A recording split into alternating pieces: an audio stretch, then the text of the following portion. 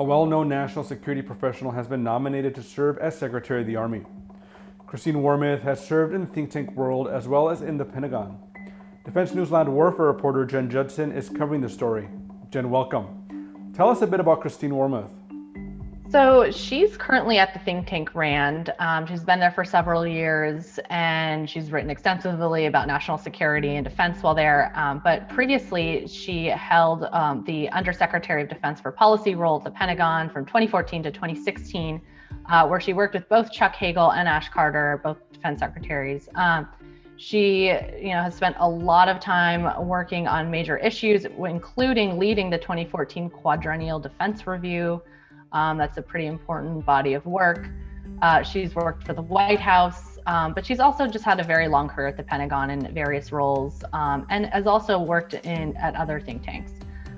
So I don't think that anyone can argue that she's not well respected in the policy circles, and I believe her nomination has been received widely as really great news for the Army. So something interesting in your story is that people were expecting her to be nominated for Air Force Secretary. Why were people surprised that she was nominated to be Army Secretary? So I think the Air Force Secretary job was a little bit more coveted than the Army job is right now, and I think that's because the Army right now is it's hard to be the service secretary there. They're in a major transition. They're trying to modernize the Army. It's very ambitious to go up against China and Russia. Budgets aren't going up, end strength isn't going to go up. It's a really challenging job. And there's a fear that the Army's budget will take hits to support Navy and Air Force ambitions. So she really does have the right level of expertise for this job, and knows the Army very well. There were some rumors that Christine Wormuth or Frank Kendall, the former Undersecretary of Defense for Acquisition, Technology, and Logistics, were either one was going to be Air Force Secretary and the other was going to be Army Secretary, and we didn't know how that was going to necessarily fall. We still don't know who the Air Force Secretary is, or if Frank Kendall will get that job, or if it'll be somebody else. But I think the White House was trying to make history here. The Air Force has had 4 female secretaries and the Army's had none. And so, aside from just being highly capable and qualified for this job, she's also making major history for the Army. Modernization of the Army is surely going to be one of her priorities. Do we have any indication of what her approach would be? I'm not sure what her approach will be yet, but I'm looking forward to seeing how she leads the Army and how she'll support or review the modernization efforts that are underway. And her job isn't going to be easy. The Army has a track record, with major modernization efforts in recent years not going so well. So succeeding is going to be really critical.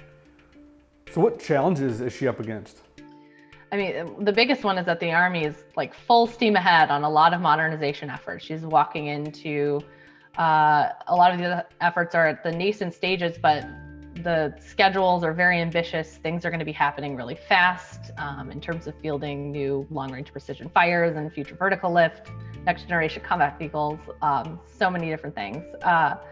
So she's just going to have to really fight to preserve funding, to make sure that everything's on track, and to make sure that organizations are aligned properly within the Army to do all of this amid declining flat budgets and an end strength that's not going to grow. And why is it that we see nominees so often from the think tank world? I think there's a new push to not consider, former military, to not consider industry.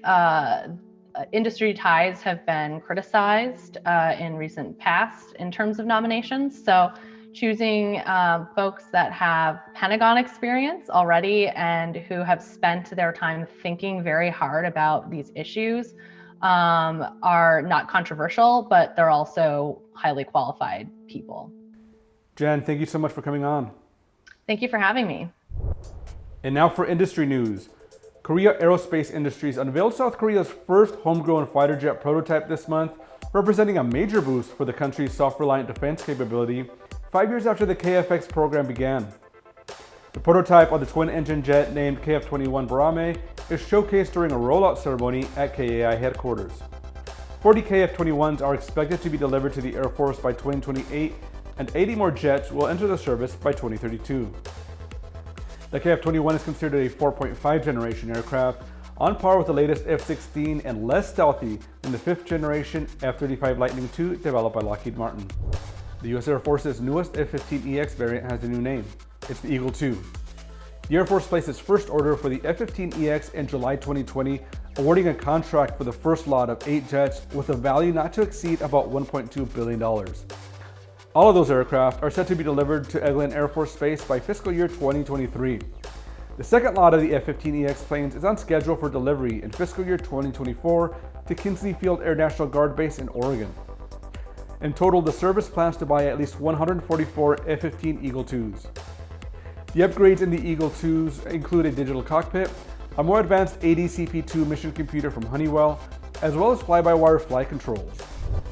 Lockheed Martin scored a $1.1 billion contract from the U.S. Army to build another 11,000 rockets for the Guided Multiple Launch Rocket System. The award came on the heels of another successful test of an extended range version in development. The ERGM-LRS traveled more than 135 kilometers in the test at White Sands Missile Range, New Mexico. That's according to a company news release. The company will supply more than 9,000 GM-LRS unitary and alternative warhead rockets, as well as 2,000 low-cost reduced-range practice rockets. It will also provide logistics support to the U.S. Army, the U.S. Marine Corps, and its international customers. The alternative warhead version was developed to hit targets without the risk of leaving unexploded ordnance in the area. GM-LRS production will take place in the United States and is expected to be finished by September. Lockheed has already delivered 50,000 GM-LRS rockets to the Army. And that's it in the defense world. When we return, personal finance expert Jeanette Mack busts some credit score myths.